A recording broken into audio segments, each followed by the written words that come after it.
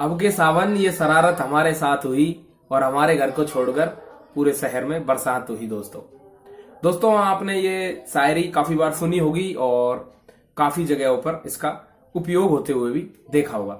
लेकिन आज अगर हम रीट की बात करें या पटवार भर्ती की बात करें या राजस्थान सरकार की भर्तियों को लेकर मनसा की बात करें तो ये सारी चीजें ऐसा लगता है कि हम लोगों को बेवकूफ बनाने का एकमात्र जरिया है और कुछ भी नहीं। दोस्तों देखिए, सबसे पहले बात कर लेते हैं रीट के बारे में। तो जब मैंने रीट के बारे में फर्स्ट डे वीडियो बनाया था उस दिन तो मैंने आप लोगों को कहा था कि आप लोगों को एक झुंझुना पकड़ा दिया गया है, उस झुंझुने के सहारे आप लोगों को 1-2 साल तक बहलाया जाएगा, फुसलाया जाएगा। दोस्तों अगर अभी तक आपने वो वीडियो नहीं देखा है तो ऊपर यहाँ आई बटन में लिंक दे रहा हूं दोस्तों, आप जाके उस वीडियो को देख सकते हैं और ये जाके देख सकते हैं कि मैंने पहले ही आपको बताया था कि किस तरीके से सरकार की मंशा है कि ये भर्तियां अटके ही अटके। दोस्तों बीएल जाटावत जी का इस्तीफा मंजूर कर लिया गया, तो क्या सरकार को पहले से नहीं पता था कि जेईएन भर्ती में जो घपलेबाजी हुई है उसका जिम्मेदार कौन हो सकता है? अगर बोर्ड चेयरमैन ही अगर इसका जिम्मेदार नहीं होगा तो अब एट प्रेजेंट उनको इस्तीफा देने के कारण किस तरीके से मजबूर कर लिया गया या फिर उन्होंने अपनी इच्छा से दिया है, ये सारी चीजें सरकार की इंटरनल बातें होती है दोस्तों। लेकिन अगर आप गौर से इन चीजों को देखने की कोशिश करें और समझने की कोशिश करें तो आपको ये बात समझ में आएगी। दोस्तों आप लोगों को पता है जेईएन भर्ती का पेपर अब वापस होएगा, पटवारी का पेपर वापस होने वाला है, सरकार को बहुत सारी चीजों पे ध्यान देना है।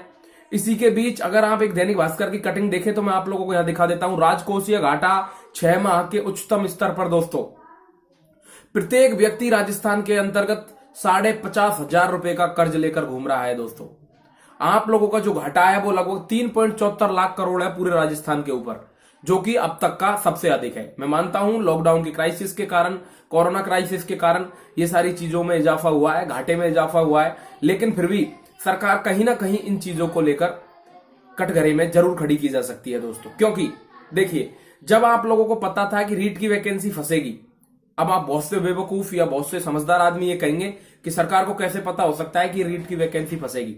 आप शिक्षा मंत्री का या आप सरकार के किसी भी नुमाइंदे का आप लोग पिछला भाषण उठा के देखिए दोस्तों, उन्होंने प्रत्येक बार एक शब्द का उपयोग किया है कि हमने एनटीएससी के ही नियमों के अनुसार, यानी कि जो नेशनल एजेंसी है उसी के नियमों के अनुसार रीट लेवल का सिलेबस बनाया है, रीट लेवल की भर्ती को आयोजित किया जा रहा है, रीट में बीएड वालों को सेकंड लेवल में ही केवल मौका दिया जा रहा है। दोस्तों लेकिन क्या सरकार को इस बात का नहीं पता था कि ये भर्ती कोर्ट तक जा सकती है और कोई भी अभ्यर्थी यदि इसके ऊपर रीट लगाएगा तो कोर्ट हमसे जवाब मांग सकती है?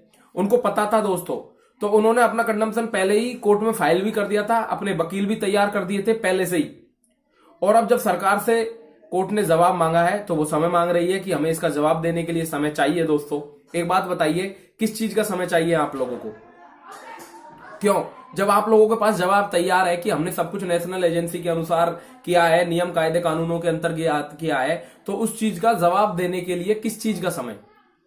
तो इस चीज से मनसा 100% नजर आ रही है। जैसा कि मैंने आपसे कहा था, ये केवल एक झुंझुना मात्र पकड़ाया जाएगा क्योंकि सरकार ऐसी स्थिति में नहीं है अभी कि नए अभ्यर्थियों को मौका देकर उनकी और जो जितनी भी पेमेंट जाने वाली है उसका बोझ अपने सर पर बैठाएगी।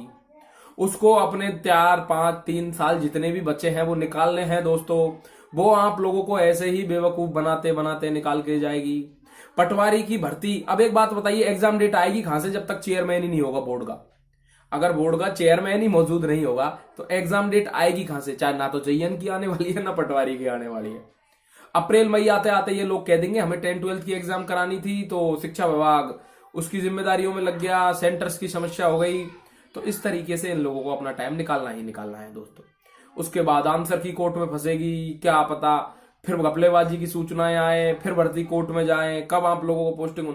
सरकार की मंशा साफ नहीं है दोस्तों, कुल मिला के बात यह है।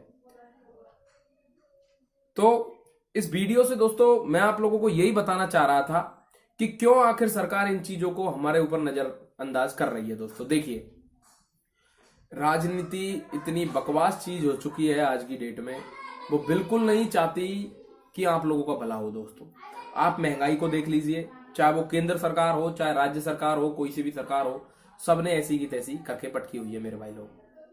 तो आप लोगों को जो झुंझुना था पकड़ा दिया गया, रीट भर्ती फंसाने के पूरे काम कर दिए गए, आप लोगों को किसी भी प्रकार से बख्शा नहीं गया है। तो चलिए मिलते हैं अगले वीडियो में, तब तक के लिए गुड बाय, धन्यवाद, नमस्कार, जय हिंद दोस्तों।